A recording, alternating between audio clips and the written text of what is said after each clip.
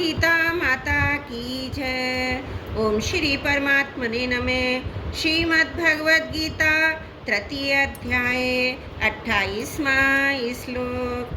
तत्त्ववित्तु महाबायो गुण कर्म विभागयो गुणा गुणेषु वर्तन्ते इति मत्वा न सज्जते। परंतु हे महाबाहो, गुण विभाग और कर्म विभाग के तत्व को जानने वाला ज्ञान योगी संपूर्ण गुण में ही गुण में बरत रहे हैं, ऐसा समझकर उनमें आसक्त नहीं होता। तत्त्ववित्तु महाबायो गुण कर्म विभागयो। अहंकार से मोहित अंतकरण वाले पुरुष से तत्वज्ञ महापुरुष को सर्वदा भिन्न और विलक्षण बताने के लिए यहाँ तू पद का प्रयोग होता है। सतरजोत्तम ये तीनों गुण प्रकृति जन्य हैं। इन तीनों गुणों का कार्य होने से संपूर्ण षष्ठी त्रिगुणात्मका है। अतः शरीर, इंद्रियां, मन, बुद्धि, प्राणी, पदार्थ आदि सब गुण में ही हैं। यही गुण विभाग कहलाता है और ये कर्म विभाग भी कहलाता है। गुण और कर्म अर्थात पदार्थ और क्रियाएं निरंतर परिवर्तनशील हैं। पदार्थ उत्पन्न और नष्ट होने वाले हैं तथा क्रियाएं आरंभ और समाप्त होने वाली हैं। ऐसा ठीक ठीक अनुभव करना ही गुण और कर्म विभाग को तत्व से जानना है। चेतन में कभी कोई क्रिया नहीं होती है, वह सदा निर्लिप्त निर्विकार रहता है, अर्थात उसका किसी भी प्राकृत पदार्थ और क्रिया से संबंध नहीं होता। ऐसा ठीक ठीक अनुभव करना ही चेतन को तत्व से जानना है। अज्ञानी पुरुष जब इन गुण विभाग और कर्म विभाग से अपना संबंध मान लेता है तब वह बंध जाता है।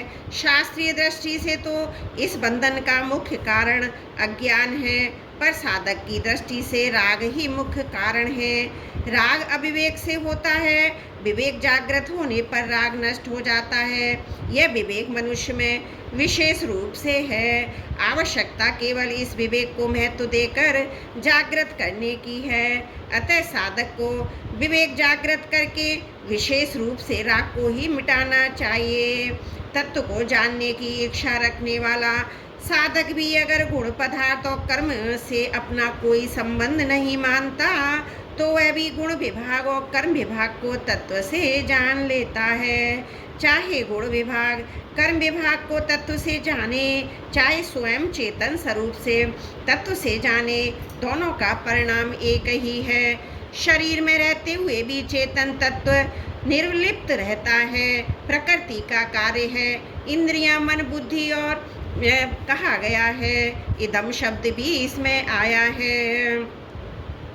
देखना, सुनना, खाना पीना आदि सब क्रिया हैं और देखने सुनने आदि के विषय, खाने पीने की सामग्री आदि सब पदार्थ हैं। इन क्रियाओं और पदार्थों को हम इंद्रियां, आँख, कान, मुँह आदि से जानते हैं। इंद्रियों को मन से, मन को बुद्धि से, बुद्धि को माने हुए अहम मैंपन से जानते हैं। ये अहम भी एक सामान्य प्रकाश चेतन से प्रकाशित होता है। वह सामान्य प्रकाश ही सबका ज्ञाता, सबका प्रकाशक और सबका आधार है। अपरिवर्तनशील परमात्मा तत्व के साथ हमारा स्वतः सिद्ध नित्य संबंध है। परिवर्तनशील प्रकृति के साथ हमारा संबंध वस्तुतः है नहीं, केवल माना हुआ है। प्रकृति से माने हुए संबंध को यदि विचार के द्वारा मिटाते हैं तो उसे ज्ञान योग कहते हैं। यदि वही संबंध परहितार्थ कर्म करते हुए मिटाते हैं तो उसे कर्म योग कहते हैं। प्रकृति से संबंध विच्छेद होने पर ही योग, अन्यथा केवल ज्ञान कर्म ही होता है। अतः प्रकृति से संबंध विच्छेद पूर्वक परमात्मा से अपने नित्य संबंध को पहचानने वाला ही तत्ववित है। गुण गुणेषु वर्तन्ते। प्रकृति जन्य गुणों से उत्पन्न होने के कारण शरीर, इंद्रियां, मन, बुद्धि आदि भी गुण ही कहलाते हैं। इन्हीं से संपूर्ण कर्म होते हैं। अविवेक के कारण अज्ञानी पुरुष इन गुणों के साथ अपना संबंध मानकर इनसे होने वाली क्रियाओं का कर्ता अपने को मान लेता है। रेलगाड़ी का इंजन चलता है, अर्थात उसमें क्रियाएं होती हैं, परंतु खींचने की शक्ति इंजन और चालक के मिलने से आती है। वास्तव में खींचने की शक्ति तो इंजन ही है। पर चालक के द्वारा संचालन करने पर ही वह गंतव्य स्थान तक पहुंच पाता है। कारण कि इंजन में इंद्रियां, मन, बुद्धि नहीं है, इसलिए उसे इंद्रियां, मन, बुद्धि वाले चालक मनुष्य की जरूरत पड़ती है। परंतु मनुष्य के पास शरीर रूप इंजन भी है और संचालन के लिए इंद्रियां, मन, बुद्धि भी है। शरीर, इंद्रियां, मन, बुद्धि ये चारों एक सामान्य प्रकाशक चेतन से सत्ता स्फूर्ति पाकर ही कार्य करने में समर्थ होते हैं।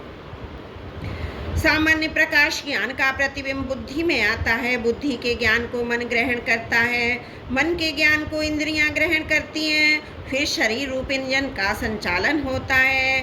बुद्धि, मन, इंद्रियां ये सब के सब गुण हैं। इन्हें प्रकाशित करने वाला अर्थात इन्हें सत्ता स्फूर्ति देने वाला स्वयं इन गुणों से असंबद्ध निर्लिप्त रहता है।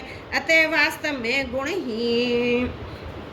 गुणों से बरत रहे हैं। श्रेष्ठ पुरुष के आचरणों का सब लोग अनुसरण करते हैं। इसलिए भगवान ज्ञानी महापुरुष के द्वारा लोक संग्रह कैसे होता है इसका वर्णन करते हुए कहते हैं, जिस प्रकार वह महापुरुष संपूर्ण गुण ही गुणों में बरत रहे हैं, ऐसा अनुभव करके उनमें आसक्त नहीं होता, उसी प्रकार साधक को भी वैसा ही मानकर उनमें आसक्त नहीं होना चाहिए। कर्मयोगी और सांख्य योगी दोनों की साधना प्रणाली में एकता नहीं होती है। कर्मयोगी गुणों में मानी हुई एकता को मिटाने की चेष्टा करता है। सांख्य योगी में विवेक विचार की प्रधानता रहती है। वे प्रकृति जन्य गुण ही गुणों में बरत रहे हैं, ऐसा जानकर अपने को उन क्रियाओं का कर्ता नहीं मानता।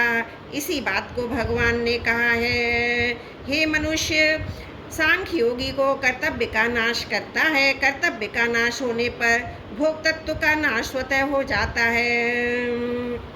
जो अहंकार से मोहित नहीं होता वह तत्ववित्त होता है। इस तत्ववित्त को ही दूसरे अध्याय के 16वें श्लोक में तत्वदर्शी कहा है। तत्ववित्त गुण विभाग, कर्म विभाग से अर्थात पदार्थ और क्रिया से सर्वदा अतीत हो जाता है। जब तक साधक का संसार के साथ संबंध रहेगा तब तक वह तत्ववित्त नहीं हो सकता। कारण कि संसार के साथ संबंध रखते हुए कोई संसार को जान ही नहीं सकता। संसार से सर्वदा अलग होने पर ही संसार को जान सकते हैं, यह नियम है। इसी तरह परमात्मा से अलग होकर कोई परमात्मा को जान ही नहीं सकता। परमात्मा से एक होकर ही परमात्मा को जान सकते हैं, ये नियम है।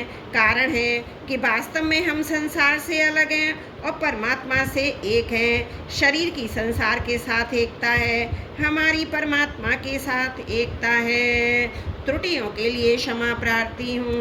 वसुदेव सुतं देवं कंस चारुण मर्दनम देवकी परमानंदम कृष्णं वंदे जगद्गुरुम्।